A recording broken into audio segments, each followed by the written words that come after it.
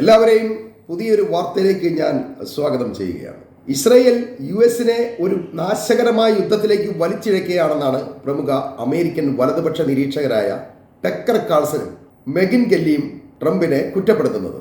Israel ആഗ്രഹിച്ചതുകൊണ്ടാണ് യുദ്ധം സംഭവിച്ചത്, ഇത് ഇസ്രയേലിന്റെ യുദ്ധമാണ്, അല്ലാതെ അമേരിക്കയുടേതല്ല എന്നാണ് ടക്കർ കാൾസൺ പറയുന്നത്. യുഎസിന്റെ താല്പര്യങ്ങൾക്ക് വിരുദ്ധമായ ഈ യുദ്ധം മൂലം ഇസ്രയേൽ തകരുന്നതിനൊപ്പം അമേരിക്കയ്ക്കും ഭീകരമായ നഷ്ടമാണ് ദിവസവും സംഭവിച്ചുകൊണ്ടിരിക്കുന്നത്. തന്നെയുമല്ല, ലോകത്തിലെ മറ്റു രാജ്യങ്ങൾ ഇതൊരു നല്ല കാര്യമായി കാണുന്നുമില്ല എന്നാണ് അയാൾ പറയുന്നത്. അതുകൊണ്ട് യുദ്ധത്തിൽ അമേരിക്കയ്ക്കൊപ്പം നിൽക്കാൻ ആരും ആഗ്രഹിക്കുന്നുമില്ല.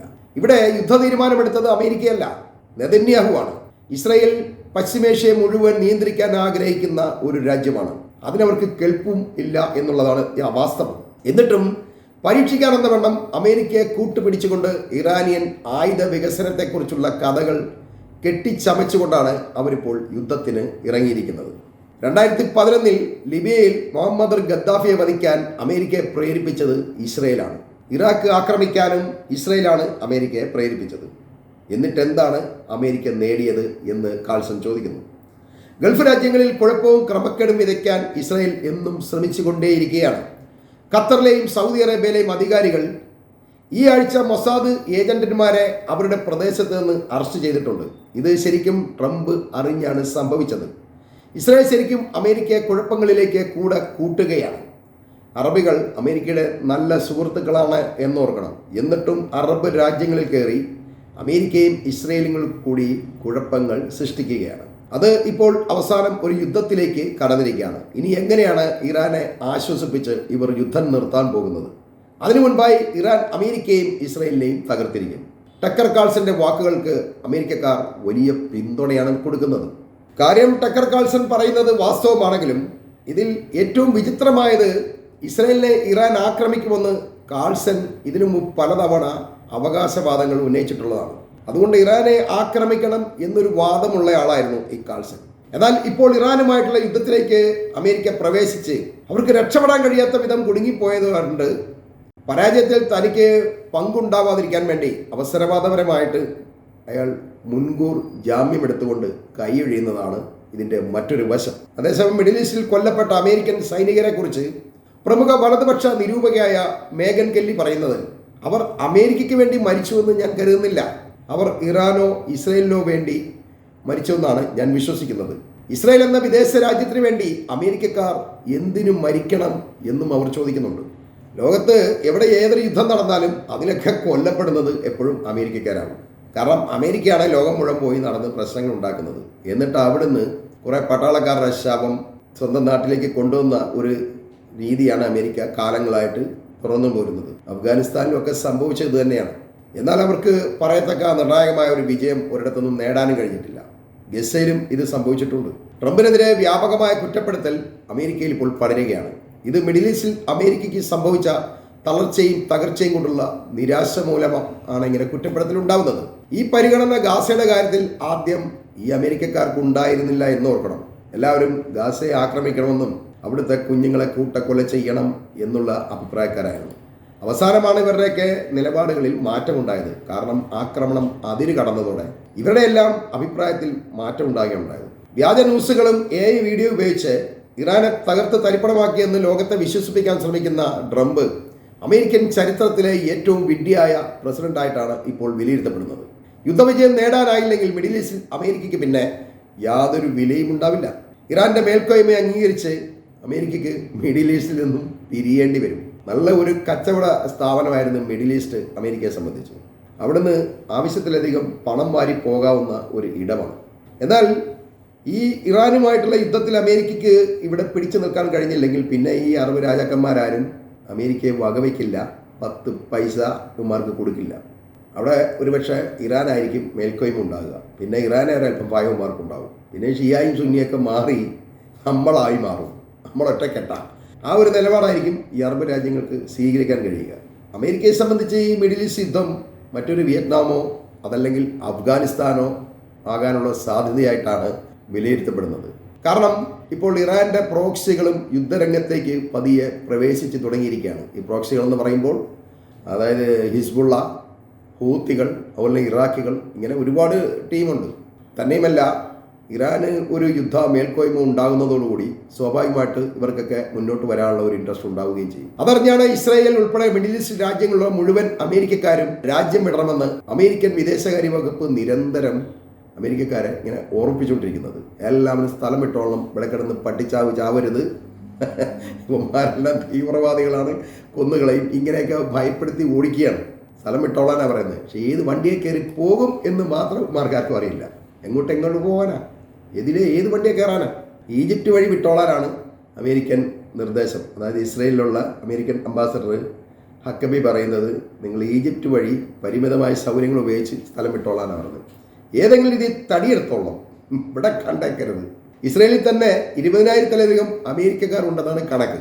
അതുകൂടാതെ സൗദി, ഖത്തർ, ബഹ്റൈൻ, UAE തുടങ്ങിയ അറബ് രാഷ്ട്രങ്ങളിലും ആവശ്യത്തിലധികം അമേരിക്കക്കാരുണ്ട്. വേറെ നല്ല സാലറിയൊക്കെ മേടിച്ച് നല്ല ഹൈ പൊസിഷൻ ഇരിക്കുന്നവന്മാരാട്ടോ. അമേരിക്കയിലെ പിച്ചക്കാരായിരിക്കും, പക്ഷേ ഇവിടെ നിന്ന് ഒടുക്കത്തെ കാശ. ഇസ്രായേലിലെ ഇറാൻ ഇടതടവില്ലാതെ ആക്രമിക്കുകയും മറ്റ് അറബ് രാജ്യങ്ങളിൽ ഇറാനിയൻ പ്രോക്സികളുടെ ഭീകരാക്രമണ സാധ്യതയുമുണ്ടെന്ന ഇന്റലിജൻസ് റിപ്പോർട്ടുകളാണ് അമേരിക്കക്കാർ എത്രയും വേഗം സ്ഥലമിടാൻ അവരോട് നിർദ്ദേശിക്കാൻ കാരണം. അറബ് മണ്ണിലെ അമേരിക്കൻ ആസ്തികൾ മുഴുവൻ നശിപ്പിക്കാനാണ് ഇറാന്റെ ഇപ്പോഴത്തെ ശ്രമം എന്ന് നമുക്ക് കാണാം. സൈനിക താവളങ്ങൾ, തൊഴിൽ, ബിസിനസ് മേഖലകൾ മുഴുവൻ ഇപ്പോൾ ഇറാൻ ലക്ഷ്യം വെച്ച് തുടങ്ങിയിരിക്കുകയാണ്. മിഡിൽ ഈസ്റ്റിലെ അമേരിക്കൻ പാർട്ണർഷിപ്പുള്ള ഒരു ബിസിനസ് സ്ഥാപനങ്ങളെയും ഒഴിവാക്കില്ല എന്ന് ഇറാൻ അറിയിച്ചിട്ടുണ്ട്. അതിനർത്ഥം ഇത്തരം സ്ഥാപനങ്ങളുടെ ലിസ്റ്റ് ഇറാന്റെ കൈവശമുണ്ട് എന്നാണ്. അത് അവർ ടാർഗറ്റ് ചെയ്തിട്ടുണ്ടാകും. ഇനി അവിടേക്ക് ഒരു മിസൈൽ അയക്കുക മാത്രമേ അവരുടെ ജോലിയുള്ളൂ. ആദ്യം മിഡിൽ ഈസ്റ്റിലെ അമേരിക്കൻ സൈനിക കേന്ദ്രങ്ങളെ മാത്രം ആക്രമിച്ച ഇറാൻ ഇപ്പോൾ UAE-യിലെയും ബഹ്റൈനിലെയും സൗദിയിലെയും പ്രധാന ഹോട്ടലുകൾ, അതുപോലെ എണ്ണ കേന്ദ്രങ്ങൾ, ഇവ കേന്ദ്രീകരിച്ചും ആക്രമണങ്ങൾ വർദ്ധിപ്പിക്കുന്നത് നമുക്ക് കാണാൻ കഴിയും. ഈ ആക്രമണങ്ങൾ വർദ്ധിക്കുമ്പോഴും തിരിച്ചടിക്കാനോ ഇറാനെ പ്രകോപിപ്പിക്കാനോ അറബ് രാഷ്ട്രങ്ങൾ തയ്യാറാവുന്നില്ല എന്നത് അവരുടെ ഭയത്തെയാണ് സൂചിപ്പിക്കുന്നത്. അങ്ങനെ സംഭവിച്ചാൽ പിന്നെ രാജകൊട്ടാരങ്ങൾ കേന്ദ്രീകരിച്ചാവും ഇറാൻ ആക്രമണം നടത്തുക. ഈ രാജാവും രാജകുടുംബാംഗങ്ങളും എല്ലാം ഈ കെട്ടിടത്തിൻ്റെ അടിയിൽ പോവും. അതുകൊണ്ട് ഒരു കാരണവശാലും ഇറാനെ പ്രകോപിപ്പിക്കരുത്. എന്ത് നഷ്ടം വന്നാലും കുഴപ്പമില്ല, നമുക്ക് ഇച്ചിരി എണ്ണയ്ക്ക് വില കൂട്ടി അതെല്ലാം മേക്കപ്പ് ചെയ്യാം എന്നൊരു ഈ ഉള്ളിലിരിപ്പാണ് ഇപ്പം അറബ് രാജാക്കന്മാർക്കുള്ളത്. ഇറാൻ ആക്രമണം തുടരുമ്പോഴും ലക്ഷക്കണക്കിന് വിദേശികൾ ജോലി ചെയ്യുന്ന അറബ് രാജ്യങ്ങളിൽ നിന്നും അമേരിക്കക്കാർ ഒഴിച്ച് ഒരൊറ്റ വിദേശികൾ പോലും രാജ്യം വിടണമെന്ന് ഈ രാജ്യങ്ങളിൽ ആരും നിർദ്ദേശിക്കുന്നില്ല എന്നത് അത്ഭുതകരമായ കാര്യമാണ്. ശരിക്കും പറഞ്ഞാൽ ഇപ്പോൾ അറബ് രാജ്യങ്ങൾക്ക് വിദേശികളായ മനുഷ്യമറ വലിയൊരു അനുഗ്രഹമാണ് എന്നാണ് ഇതിലൂടെ നമ്മൾ മനസ്സിലാക്കേണ്ടത്. അതുകൊണ്ട് ഈ അറബ് രാജ്യങ്ങളാരും വിദേശികൾ രാജ്യം വിടണമെന്ന് പറയുന്നില്ല. മിഡിൽ ഈസ്റ്റിലെ അമേരിക്കൻ ഇസ്രായേൽ പങ്കാളിത്തമുള്ള പല സ്ഥാപനങ്ങളും ആക്രമിക്കാൻ ഇറാൻ ഇപ്പോൾ തടസ്സമാകുന്നതും ഈ വിദേശ തൊഴിലാളികളാണ്. ഈ ഒരു പ്രശ്നം മറ്റ് വിദേശ രാജ്യങ്ങൾക്കും സംഭവിക്കുന്നുണ്ട്. എന്താണെന്ന് വെച്ചാൽ UN സഖ്യകക്ഷി ആയിട്ട് പോലും ഇറാനെ ആക്രമിക്കാൻ അമേരിക്കയ്ക്കൊപ്പം നിൽക്കാൻ പല രാജ്യങ്ങളും വിസമ്മതിക്കുന്നതിന് കാരണങ്ങളിൽ ഒന്ന് ആ രാജ്യങ്ങളുടെ മിഡിൽ ഈസ്റ്റിലെ തൊഴിലാളികൾ തന്നെയാണ്. സ്പെയിനും ബ്രിട്ടനുമൊക്കെ അമേരിക്കയെ സഹായിക്കില്ല എന്ന് ഏതാണ്ട് തീർത്തു പറഞ്ഞിട്ടുണ്ട്.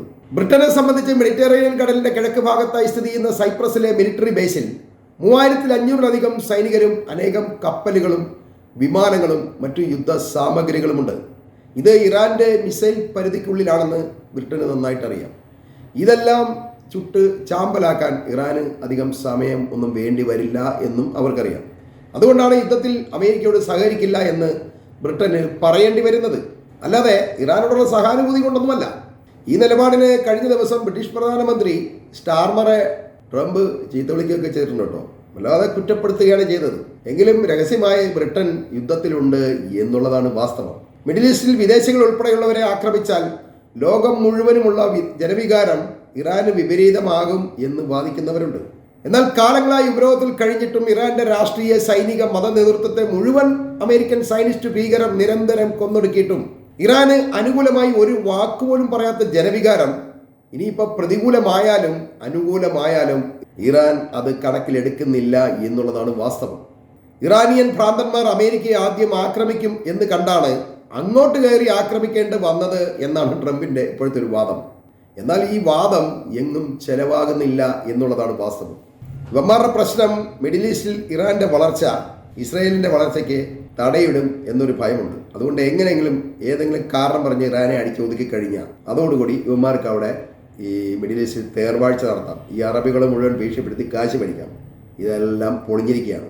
അതുപോലെ തന്നെ നമ്മുടെയൊക്കെ നാട്ടിലെ ഇറാന്റെ ആയുധശേഖരം തീർന്നു പോകുന്നതോടെ ഇറാനെ അമേരിക്കയും ഇസ്രയേലും കൂടി തകർക്കുമെന്ന് ദിവാസ്വപ്നം കാണുന്നവർ ഒരുപാട് ആൾക്കാരുണ്ട്. കാരണം വേറെ ഒരു വിധത്തിലും ഒരു വിജയസാധ്യത കാണാൻ മാർഗമില്ല. അതുകൊണ്ടാണ് ഇവരിപ്പോൾ ഇങ്ങനെ ചിന്തിക്കാൻ തുടങ്ങിയത്. അത് ഇറാന്റെ സാധനമെല്ലാം തീർന്നു കഴിഞ്ഞാൽ പിന്നെ അമേരിക്ക ഇസ്രയേലും കൂടി അടിച്ച് നിരപ്പാക്കി തീർക്കും.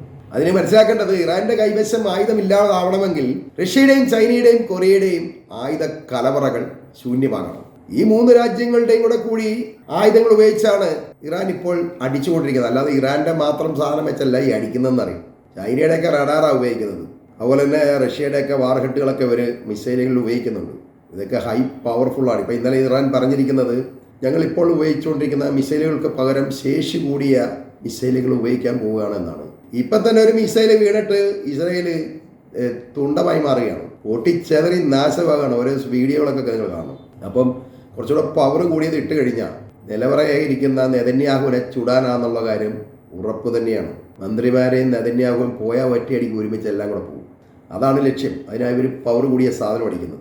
തന്നെയുമല്ല, ഇന്നലെ ഇറാനിൽ 4.3 രേഖപ്പെടുത്തിയ ഒരു വലിയ സ്ഫോടനം നടന്നിട്ടുണ്ട്. അത് ഇറാനിൻ്റെ ഭൂമി നിരപ്പിൽ നിന്നും 10 കിലോമീറ്റർ താഴെയായിട്ടാണ് രേഖപ്പെടുത്തിയിരിക്കുന്നത്. സാധാരണ ഒരു ഭൂമികുലുക്കമല്ല, ഒരു ബോംബ് സ്ഫോടനമാണ്, അല്ലെങ്കിൽ ഒരു അണുബോംബ് പരീക്ഷണം നടത്തിയതാണ് എന്നൊരു വാദം നിൽക്കുന്നുണ്ട്.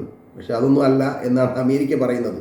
സ്വാഭാവികമായ ഭൂമികുലുക്കമാണ് എന്നുള്ളത്. പക്ഷേ ഇറാൻ്റെ പുറത്തൊന്നും സംഭവിച്ചിട്ടില്ല. ഇത് അത്രയും അധികം താഴെയാണ് ഇവർ ഈ അണുബോംബ് ഇവർക്കുള്ളത് എന്നുള്ളതാണ് നിങ്ങൾ ചിന്തിക്കുന്നത്. അതുകൊണ്ടാണ് B2 ബോംബറൊക്കെ കൊണ്ടുപോയി അവരുടെ വലിയ ഇതൊക്കെ ഇട്ടിട്ടും ഏക്കാതെ പോയത്. അതാണ് അമേരിക്ക പ്രതീക്ഷിക്കുന്നതിലും ആഴത്തിലാണ് ഇറാൻ്റെ അണുബോംബ് അവർ സൂക്ഷിച്ചിട്ടുള്ളത്.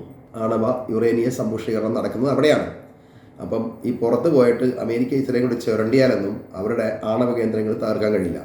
അമേരിക്ക ചിന്തിച്ച് അവസാനിക്കുന്നിടത്ത് ഇറാൻ ചിന്തിച്ച് തുടങ്ങുന്നു എന്നാണ് ഈ യുദ്ധം കൊണ്ട് നമുക്ക് മനസ്സിലാവുന്നത്. അമേരിക്ക കാണുന്നതിനും അപ്പുറമാണ് ഇറാൻ കാണുന്നത്. അല്ലെങ്കിൽ അവരുടെ ആണവ കേന്ദ്രങ്ങളൊക്കെ പണ്ടേ അമേരിക്ക അടിച്ച് പൊളിച്ച് തീർത്തേനെ, മൊത്തം ഇറാനികളെ ചുട്ടുകളഞ്ഞേനെ. ഇപ്പം ഇന്നലെ ഇസ്രയേലിൻ്റെ ആണവ കേന്ദ്രത്തിലേക്ക് ഇറാൻ നിരന്തരമായി 2-3 ബോംബുകൾ വർഷിച്ചു എന്നൊരു വാർത്തയൊക്കെ വരുന്നുണ്ട്. അത് യാഥാർത്ഥ്യമാണോ എന്നറിയില്ല. അവിടെ ചെറിയ രീതിയിൽ ആണവ വികിരണം നടക്കുന്നു എന്നൊക്കെ പറയുന്നുണ്ട്. അത് ചിലപ്പോൾ വാസ്തവമായിരിക്കില്ല. ഒരുപാട് ഈ കൈലി ന്യൂസുകൾ ഇറങ്ങുന്നതുകൊണ്ട് ഒന്നും സത്യമായിരിക്കണമെന്നില്ല. എന്തായാലും യുദ്ധത്തിൽ ഇറാൻ ഒരു മേൽക്കോയ്മ നിലവിലുണ്ട് എന്നുള്ളതാണ് വാസ്തവം. ഇത് ചിന്തിക്കാത്തവരാണ് ഇറാന്റെ ആയുധം തീർന്നു കഴിഞ്ഞാൽ ഉടനെ ഇറാൻ തോറ്റ് തുന്നമ്പാടി അമേരിക്കയുടെ കാൽക്കൽ വീഴും എന്നൊക്കെ ചിന്തിക്കുന്നത്. ഇത് ഇത്തരക്കാരുടെ തലച്ചോറിലെ വയറിംഗ് ശരിയാവാത്തത് കൊണ്ടാണ് ഇങ്ങനെ തലതിരിച്ച് ചിന്തിക്കാൻ കഴിയുന്നത് എന്ന് നിങ്ങൾ മനസ്സിലാക്കേണ്ടതുണ്ട്. എന്തായാലും ഞാൻ ഈ വാർത്തകൾ ഇവിടെ അവസാനിപ്പിക്കുകയാണ്. മറ്റൊരു വാർത്തയുമായി നമുക്ക് വീണ്ടും കാണാവുന്നതാണ്.